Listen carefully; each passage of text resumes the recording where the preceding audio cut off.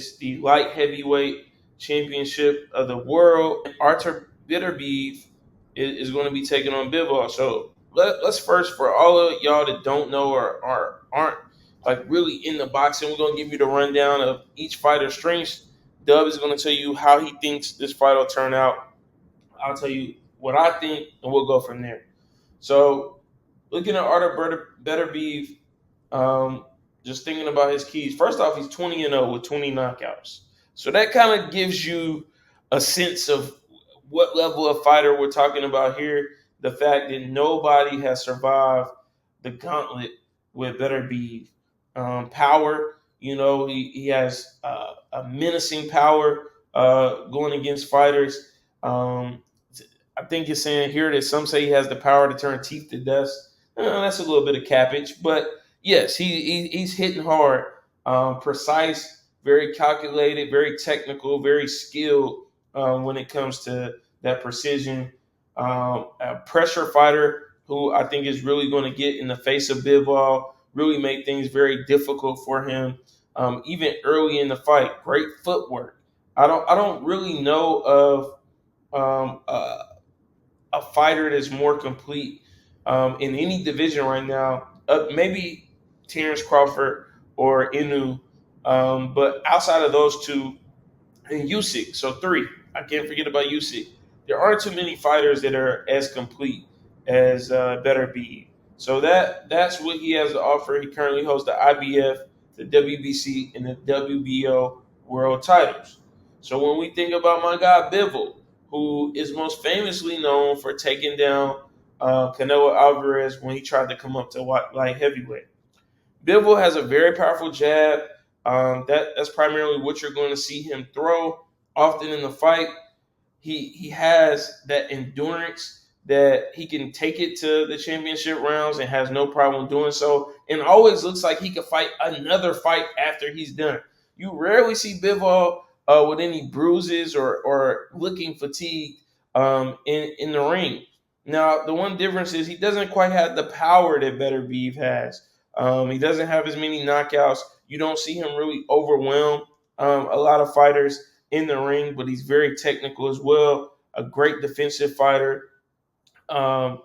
Very stoic leading up to the fight and during the fight in terms of, you're not ever really going to know if you're getting a Bivol. I'm sure that bothers fighters, that psychological effect when, he can just really push through every single round at the same pace, at the same rate, and come back out firing again. So he has that classic European style, very fluid in his movement, has good footwork as well. So this is a clash of titans. Again, this is a unification fight. Both guys are undefeated, and whoever wins this is going to be, the biggest name in that division and hold all the titles at light heavyweight. So, Dub, if you had to make a pick between Bivol and Beterbiev, who are you picking to win this fight and why?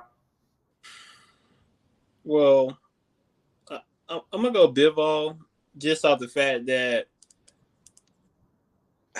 I know it was questionable, but he took out our boy Canelo, and I'm a huge fan of Canelo. Back in 2022, there was a lot of speculation about, the fight being kind of rigged and such, but fair and square, Bivol won, right? 23-0, pound for pound, the best fighter in his division. In my opinion, they say he's the best fighter, but I might have to go Benavidez for that. Maybe. Oh, in light heavyweight? Yeah, to me, he just came up there though. He haven't even fought nobody in light heavyweight. He might be the best. So we'll see. Benavidez might be the best in light heavyweight. We'll see what happens. He only done fought one time in light heavyweight. Okay. All right. Might be the best. All right. But hey, I lean on you. So you feel like, hold on, let's stay there with that. You feel like Benavidez beating either one of these guys? Because that's what you're saying right now. Yes. I think he can. I don't think he's beating either one. I think he can. Only time will tell, right? Only time. Yeah, But I got Bivol. I got Bivol, and it'll probably go the distance. yeah, for sure, for sure. Um, yeah, I think that's a great assessment. It's tough for me, man, because this is one of those fights, and I feel like the last 3 years, me and Dove say this every couple of months. Like, man, we getting every fight we want. We got Crawford and Spence. We got Usyk, Fury. We getting everything we want, man. And this is another one where it's like, man, I can believe we're getting it because these are two guys. Neither one of them has been a duck. Neither one of them has avoided whoever's in their path. Um, this is a tough fight. I'm gonna go with I'm gonna go with a draw. As boring as that is, I think that this fight is one where we're gonna see we're gonna see action from the time the bell rings. And I think these guys are just gonna slug it out. They're gonna trade rounds. You might see one guy win 2 rounds, the other win the next two.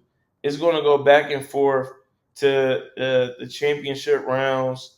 Down to that 12th round, we're going to see like a Creed esque. You know how in the Creed movies, it'd be like slow motion punch. Then you see the head spin. Then he get punched back. Then he punch.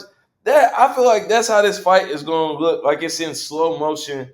The way that these guys are going to be hitting each other and really putting it all on the line. I imagine both will be roughened up, bloodied up towards the end of this fight. But I gotta go draw. Like I said, it's probably not the exciting pick. People probably like, oh, you gotta pick somebody. But fights do end in draws. It's not that often, but I think it ends in a draw because Beterbiev, I don't think is going to be able to knock out Bivol. Bivol has a chin on him. He's an experienced fighter. He's technical. I don't think he's knocking him out. And if you're not knocking Bivol out, the fights that I've seen him in, he's like a Honda. At the end of the day, a Honda never stops running. You drive a Honda for 300,000, 350,000 miles, and it's going to get you from point A to B to C at the end of the day. So Bivol reminds me of that because he's so reliable in those championship rounds that that engine is still roaring. And I think going into those championship rounds with Beterbiev, being able to take those shots and provide them back, I think Beterbiev is going to be throwing the harder shots throughout the fight. But I just believe that Bivol is still going to be throwing them back. Some of those shots are not going to land because he's good defensively, and we're going to end up with a fight that turns out in a draw. And that's where I'm putting my money at as well. So if anybody got any questions, that's where my money's going on a draw. If I had to make a pick, I'm going to go with Beterbiev to win. But because I don't have to choose between the two, I'm going draw. Dang.